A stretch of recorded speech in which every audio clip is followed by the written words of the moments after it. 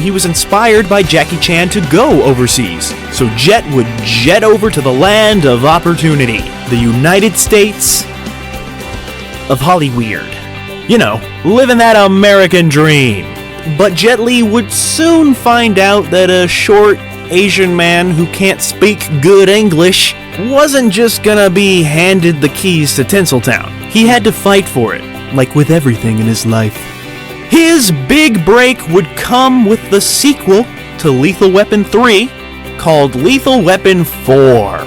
In Li's previous films, the ones in Asia, he always played the hero. But for his Hollywood debut, he would go evil for the first time.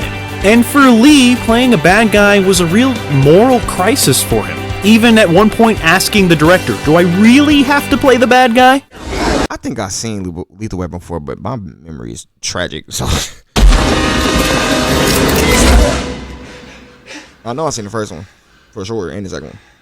Sit down, right there, don't go nowhere, little baby gon' shake that, little baby gon' shake that, little baby gon' shake that, little baby gon' shake that, said yeah, I like that, bring that, right here, said sit down, right there, don't go nowhere, said yeah, I like that, bring that, right here, said sit down, right there, don't go nowhere. Welcome back, we back with part 2 of what the F happened to Jet Li. This is, what is it, Bolo or something? What is it? Joe Blow original. Let's just get right back into it. His next movie was called Unleashed in 2005. He would reunite with his Kiss of the Dragon screenwriter Luc Besson for this movie that in France is known as Danny the Dog. So whether you call this Unleashed or Danny the Dog, I think we can all agree that this is a wild, crazy, wonderful flick. And Luc Besson, wrote the film specifically for Li. The film earned decent reviews. Most people appreciated this film. And Unleashed gave Jet Li more to do than just punch and kick. Wait, hold on. This is 05. Bro, this man Jet is damn near 40 at this time. I'm just realizing this. Goddamn. He actually got a chance to act, alongside Morgan Freeman. So a lot of people consider this his best English language film. I really like it. I think it's interesting because he's like a guy who's like a dog. But it's not like one of those Tim Allen movies. That was probably the worst way to describe this movie, but I'm gonna just keep it. The film was only estimated to make $18 million, but it ended up pulling in $24.5 million. So good job, Danny the Dog. Good boy. Who's a good boy? You are. Yes, you are, Danny the Dog. You're the worst. Unleashed.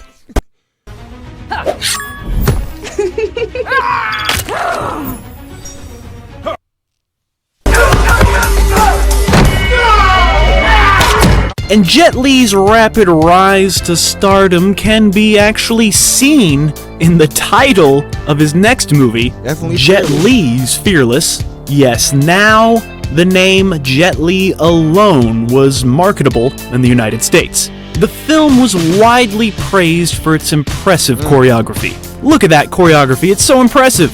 In Hong Kong, the film made an impressive $30 million, making it the highest-grossing film of the territory that year. It's a territory. And it finished its North American run with $24.6 million, making it the 8th highest-grossing foreign film in the United States. Fearless. Man, what is this Jet Li's Fearless.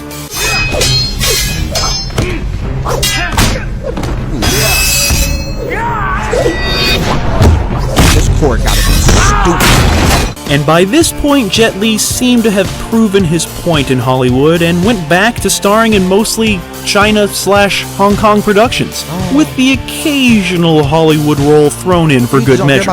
In the year 2007, we would see Li win Best Actor at the Hong Kong Film Awards for his performance in The Warlords. The film's budget was $40 million, with $15 million of those dollars going to Jet Li's pocket. He deserves it, I'm just saying.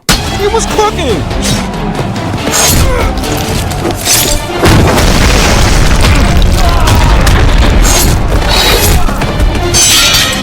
Also, in that year, 2007, Li would appear opposite fellow badass Jason Statham in the movie War. What is it good for? Well, it's good for this movie. And Li actually said in several interviews that he had no confidence in the film's director and that the movie sucks. Jet Li said that halfway through filming the movie, he knew that war was going to be a critical and commercial failure. Which is weird because everybody loves war. And he was not wrong, the film was labeled boring and full of cliches. And everybody hates boring cliches. They're the worst. War pulled in $22 million in the United States. Then came the year of the rat, 2008. This year saw the highly anticipated team-up of martial arts legends Jet Li and Jackie Chan in the movie The Forbidden Kingdom. Jackie Chan and Jet Li loved working with each other. Jackie Chan even said that shooting the fight scenes were relaxing and easy for him because he was so comfortable working with Jet Li. They each understood each other's similar trainings and similar rhythms and reactions. It's like a dance. Jackie Chan says that it is not unusual to have over 10 takes while filming an action scene. But with Lee, they did not have to shoot these over and over and over again. He was pretty much perfect every time. Reaction to the film was mostly positive, with most people saying that the highly anticipated collaboration between Lee and Chan did not disappoint in the fight scenes. But those pesky critics did say that the film lacks in pretty much every other category. Of course.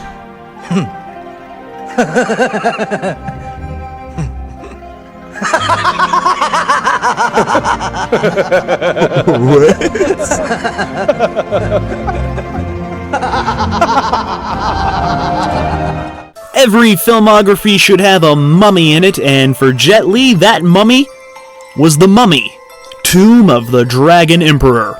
Also known as The Mummy 3, because it's the third one. And since Lee is a very busy guy, he was only available for part of the shoot, hence why a lot of his scenes are CGI Jet Li. But even CGI Jet Li is great. Look at him, he's made of terracotta. But unfortunately, this is probably the most hated of that Mummy franchise. Many saying that it lacked the fun of the first two, and yeah, it kind of did. Even though it has epic stuff in it, there's freaking Yetis. But Roger Ebert, the guy with the thumbs, he's a big fan of The Mummy 3, claiming that he likes the film because it is just plain dumb fun. If you say so. Okay, bye. The film is the lowest grossing of the Mummy franchise, pulling in $401 million worldwide. And to most, that number would be a hit, over $400 million, but to Universal, it was a franchise killer. So Jet Li officially killed The Mummy, and then we got that Tom Cruise nonsense, which makes The Mummy 3 look like a masterpiece.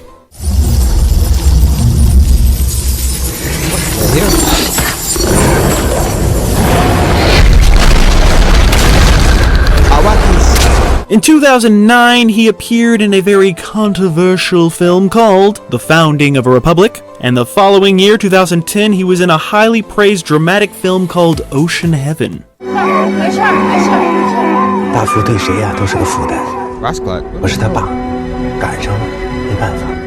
But then Jet Li would join the team of probably the most badass team ever put on screen. The Expendables. A true collaboration of true badasses making a pretty good movie, I guess. This is crazy. The best part of this movie is just reading the poster. I'm like, oh my gosh, all those people are in it. And when you read Jet Li's name, you're like, yeah, he fits. He deserves his place amongst those Expendables. And being an expendable actually means you're not expendable. If that makes any sense. The film was a massive hit, pulling in $274 million worldwide on an $80 million budget. You get to see action legends just being action legends next to each other. It may not be a great movie, but it's a great thing to watch. 2011 saw the release of The Sorcerer and the White Snake, a film that Lee was tricked into taking because the producers claimed that he wouldn't do much fighting in it, yet once filming began, he realized it was quite the opposite, saying that the film was far more exhausting than his other films because he was fighting a bunch of untrained people, which just makes it hard for everybody. I mean, they throwing magic around though. What is he really fighting? A CGI snake, my guy?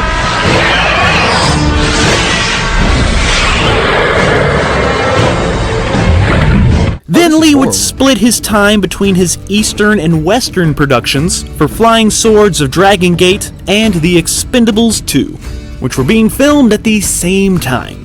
Two. The original script for Expendables Oh, he 2 wasn't, had an wasn't he? entire I can't subplot remember. to be filmed in China, with Lee playing a major role. I But did there were see lots two. of complications with the Chinese government and Lee's schedule. Thus, Sylvester Stallone just came up with the idea of Lee jumping out of a plane over China, and then you never see him again until Expendables 3. The year 2013 would see Lee appear in an action parody called Badges of Fury. It was a Hong Kong produced So that's what happened. I was wondering why the hell he just disappeared. Like, I was like, what is going on here? film that was poorly received and quickly forgotten. Then came the year 2014, and Lee would appear again in an Expendables movie. This time it's the third one, so they call it Expendables 3, and he's only featured in about 5 minutes of the entire film. I ain't watching and it it's the today, it was first trash. PG-13 entry of the series, Yeah, that's how you know it's and trash. the worst reviewed. And the worst performing. And for quite a while, this would be Jet Li's last Hollywood film. Until Mulan. That boy was In 2013, Jet Li went public with the news that he had been suffering from hyperthyroidism. And around that time, a photo of Li found its way trending on the internet, where Li has appeared to have aged many Who the hell is years. that? I, myself, and other fans became very worried about Li's health. And in the year 2016, when Li released his Hong Kong fantasy film League of Gods, he said that he was taking fewer film roles to focus on his charity work with the Red Cross Society of China, and his own, The One Foundation, and that stepping away from the film industry had nothing to do with any health concerns. I don't know, he does look really not Who the hell is good in that photo, but his manager just said that it was horrible lighting and a bad angle. Unless that's supposed to be Jet Li on the left, who the is that? Like, bro, who is that? Who is that? Who is that? Who's that man? Which made him age like 30 I'm years. scared, bro. I don't know. The photo is not flattering and caused a lot of rumors to spread because, it's the internet. That's what it does best. But Lee and his manager insist that the picture is not a representation of his health and has been greatly over-exaggerated. So yeah, many people were very, very concerned. Rumors were everywhere that the dude was falling apart. And this may shock you, I'm not a doctor or anything, but they say he's doing great. And I'm gonna choose to believe them. And I'm so happy that you're doing better, Jet Li. And we here at the Joe Blow Movie Network wish you nothing but healthy days. I mean, we wish that for everybody, but this video isn't about everybody, it's about Jet Li. You are a mighty warrior. Rise up like a phoenix. Fight for the kingdom and its people. Oh my. But then came Mulan in the year 2020, and any fears of Jet Li's diminishing health were put to rest when photographs good. of the movie's premiere were released and Jet Li was looking fine, fresh, young, and vibrant. So it was like, okay, he's good, he's healthy, everyone. Nothing can stop Jet Li, like tsunamis, diseases, the Hong Kong mafia, bad reviews, nothing can take him down. Lee had originally turned down the role of the Emperor in the live-action adaptation of Mulan, Disney Plus, because he did not like the script or his paycheck. Yeah, bro, makes sense. Now, I've never seen the Mulan thing. I've only seen the original animation, and to be honest with you, I hate all live action. Like, bro, just leave the animation as it is, bro. It's a classic. You trying to add the human element into it, and it's tragic. Like, please stop. But his daughters convinced him to do the movie and told him that it was important for a company as big as Disney to shine light on the Chinese culture. So Lee accepted the role. And unfortunately, due to the shutdown, 2020.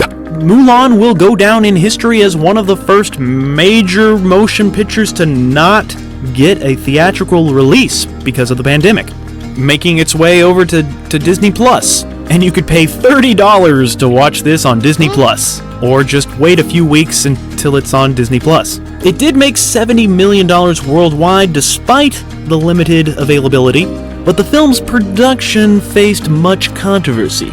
You know, 'cause China. Every family will supply one man. Boycott Mulan is crazy, yo. We'll protect our beloved people and crush these murderers. There is no other way to say it.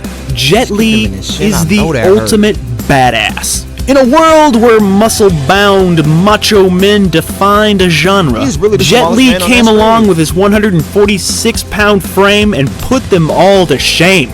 He showed Western audiences a style of action hero and villain that we had never seen before.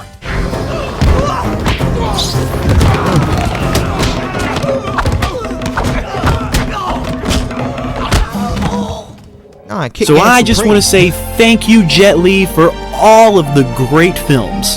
And nobody, not nobody, should give a f*** about what the f*** happened to Jet Li, because he has left his mark on the art of cinema and the art of martial arts. And his charity work, too. Gotta mention that. Even if all of his movies did not exactly live up to expectations for everyone around the world, you always loved seeing Jet Li on the screen, just being a level of awesome that only Jet Li could be. His focus seems to be more on his charity work than his movies nowadays. Good for him. But whatever he does next, I will be there alongside many others, moving our arms around and kicking our legs, mimicking this legend as we sit back and munch on our popcorn. And I'm sure that the next Jet Li is out there watching his movies too, and training. And who knows, maybe it could be you. Or me. What? No, it's not Definitely me. not us. But it's definitely you. Definitely not And us, brother. that's what the f*** happened to Jet Li. I could do the laugh, though. Thank you for watching our show. If you like what you see, please subscribe to our Joe Blow Videos channel. Tell your friends who like this sort of content. Yeah, man, that's the end of that, man. So, yeah, it is Joe Blow. Shout out to Joe Blow. Was it films? Damn it, originals. Bad memory, man. Shout out to Joe Blow Originals. This is a great little, I guess it's a documentary, but it's like a little biographic, you know what I'm saying? Tell you about Jet Li and his movie history. Thank God he survived a tsunami. Hey, man, that man made some classics. I don't know if y'all don't like the movie with him and DMX, but you're bugging. That movie is classic and it's hilarious, especially if you watch Prim's review of it, because that Prim's Hood Cinema, man. Check him out, bro. Go watch Cradle to the Grave on that, man. If y'all don't want to watch the whole film, that nigga right there. But yeah, bro, I'm glad to know this has a happy ending. Jet Li is alive and well, and he's doing his thing. He just fell back from the Hollywood, which it's a good thing to do, man. They be taking spirits over there. Definitely a soul snatcher. Make sure y'all like, comment, subscribe, share the video. I'll catch y'all in the next one. Stay safe, y'all.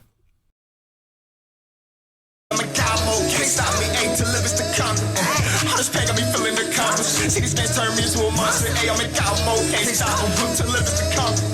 All this pain got me feeling the confident. See these games turn me into a monster. I'm in God mode, can't stop, can't stop. Hey, all that pain got me feeling jaded. Many to roll when to make it. Feel plugged into the mix, but lagging out before the update. Drop back in different times, same location.